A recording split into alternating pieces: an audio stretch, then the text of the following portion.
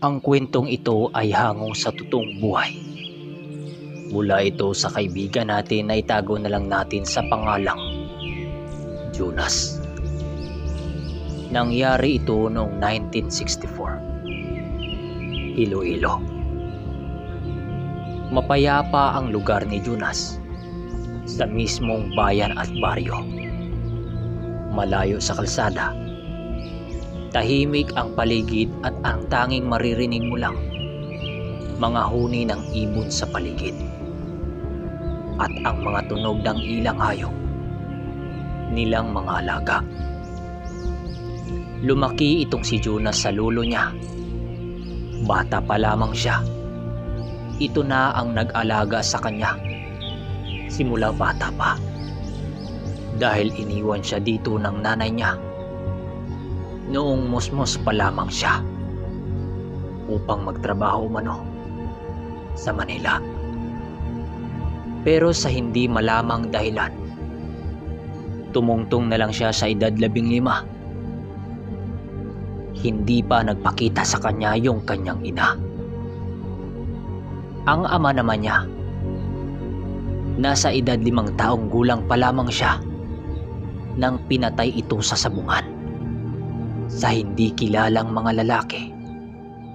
Ayon pa sa lolo niya, pinatay ang kanyang ama sa nakalaban nito sa sabungan. Merong sabi-sabi noon sa kanilang baryo na mismong kaibigan lamang ng kanyang ama ang pumatay dito. Kahit hindi niya kasama ang mismong mga magulang niya, nagiging masaya naman siya at nakuha niya ito sa mga kaibigan niya sa paligid. Ang ama mo, Jonas, ay may taglay-taglay na isang uri ng mutya na kung tawagin ay mutya ng tagulilo. Ito ang nagbibigay sa kanya ng swerte at lakas sa oras na nadapo siya sa mga pasugalan.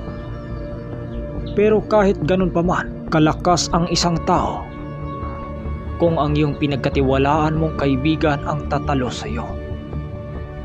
Binalak ng mga itong kunin ang mutya ng tatay mo. Pero sa kasamaang palad, iniwan niya ito sa akin nung huli siyang umalis. At yun din ang huling araw ng kanyang buhay. Nang marinig ni Jonas ang kwentong yun ng lolo niya, tila ba may bumuong galit sa kanyang puso. Nasa 15 gulang pa lamang siya ng mga panahong ito pero nagnanais na siya ng paghiganti sa pumatay ng kanyang ama. Huwag mong pairalin ang galit mo, apo. Bata ka pa. Wala ka pa sa hustong gulang para mag-isip ng ganyan. Wika ng kanyang lolo. Lumipas ang mga buwan, taon.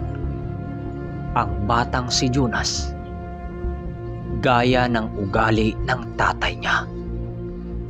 Ito ang nasunod niya. Mahilig mag-alaga ng mga hayop, mga manok, panabong. Pero ng mga panahong ito, hindi pa siya natutong magsugal. Ipinagbibili lamang niya sa mga kaibigan niya ang mga inaalagaan niyang mga manok. Pero isang umaga, biglang nagkagulo sa kanilang baryo. Noong may nangyaring kakaiba sa mga manok ng mga sabungero sa kanilang baryo. Dahil malapit lang ito sa bahay nila Jonas, kaya pinili niyang makikiisyuso na rin dito. Ngunit nang makalapit na siya sa mga taong nagkakagulo, nabigla siya nang makita niya ang mga alaga ng kaibigan niya. Wakwak ang dibdib ng mga ito at wala ng puso maging ang dugo nito sa katawan. Hindi ordinaryo ang mga pangyayaring ito. Batid kong nagsisimula na naman ang mga demonyong ito. Sa mga salot nilang ginawa, 10 taon ang makalipas. Wika ng kanyang lulo. Ang akala noon ng kababaryo nila, hindi na maulit ang mga pangyayaring yon. Pero mas naging kagimbal-gimbal ang mga nangyari makalipas ang 1 buwan. Dahil hindi lang mga alagang manok ang kinain ng hindi kilalang mga nilalang, kundi pati na ang mga alagang baka at kalabaw ng kanilang kababaryo. Gaya sa mga nangyari sa mga manok, ganon din ang sinapit ng mga baka at kalabaw. Maging ang ilang mga alaga nila Jonas ay hindi pinapalagpas ng mga nilalang. Kaya isang hapon, Jonas, kung ano man yung binaplano mo, mas magandang ipagmaliban mo muna yan. Alalahanin mo, bata ka pa. Hindi mo pa kayanin ang mga nilalang na yan. Yung tatay mo nga, hindi nakapalag sa mga nilalang na yan. Ikaw pa kayang nasa murang edad pa? Antayin mo munang tumungtong ka ng 18 kulang. Saka pa lamang kita tuturuan ng pamamaraan kung paano lumaban sa mga yan. hindi na to pwede, Lolo. Marami nang naperwisyo ang